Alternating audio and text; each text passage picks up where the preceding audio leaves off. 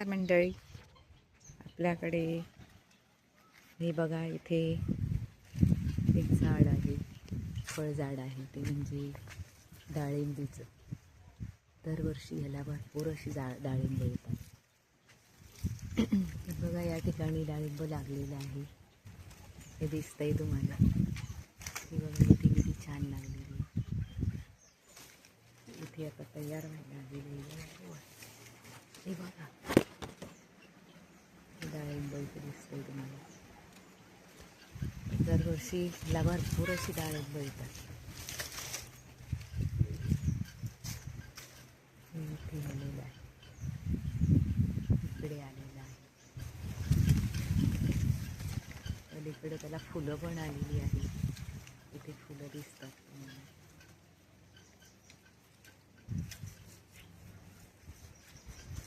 इकडे कळ्या आलेल्या आहेत, बघा कळी. तर अशा प्रकारे छान असे डाळिंब सगळ्या प्रकारचे झाडं आपल्याकडे आहेत.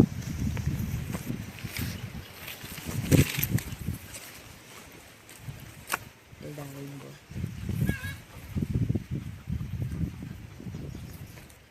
तयार होतील लवकरच. ती मस्त मोठं मोठं डाळिंब आहे.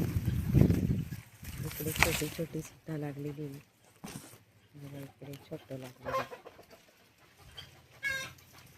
नंतर इथे फुल आहे बघा, झाड. हे बघा, अशा प्रकारे डाळिंबीचं फुल असतं, त्याच्याला फळं येतात. तिकडे पण आहेत बघा, त्या बाजूला पण आहे.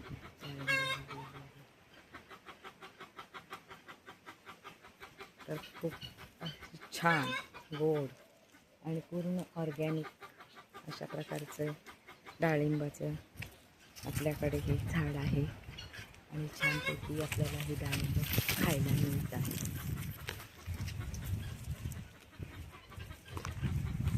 त्याच्यामध्ये आम्ही शेणखताचा वापर करतो.